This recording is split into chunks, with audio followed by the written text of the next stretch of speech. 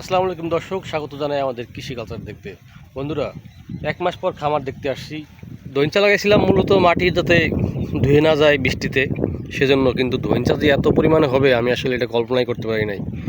এত পরিমাণে ধইঞ্চা হয়েছে যেটা বলার মতো না। মাত্র 250 গ্রাম ধইঞ্চার বীজ বুনেছিলাম, তাতেই একদম পুরো 4-5টা ছেয়ে গেছে। একটা 10-15 ফিট লম্বা হয়ে গেছে।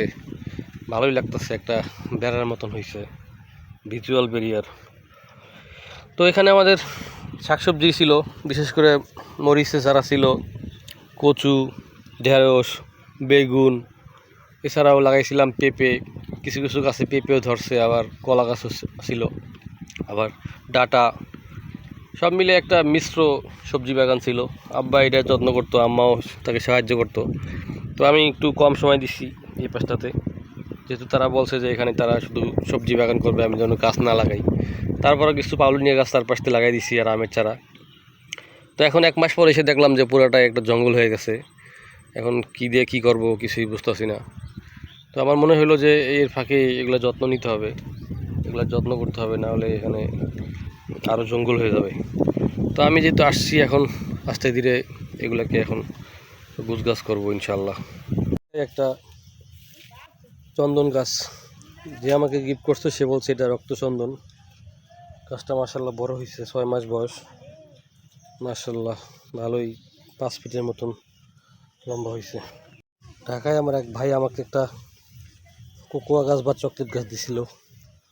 মাস 2 আগেই গাছটা পেয়েছিলাম, কিন্তু বাড়ি আনতে পারছিলাম না।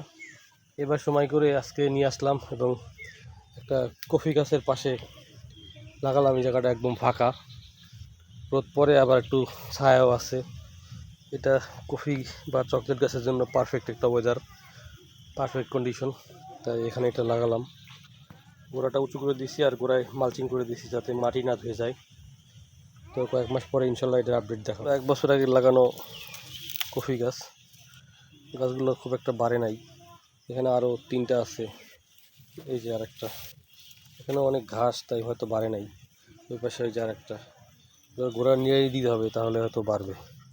ঢাকা থেকে যে আমের বীজগুলো আনছিলাম, সেই আমের বীজগুলো বাগানের একদম এই বরাবর 1 হাত দূরত্বে লাগাইলাম, যেই কটা বাঁচে আর যেই কটা মরে।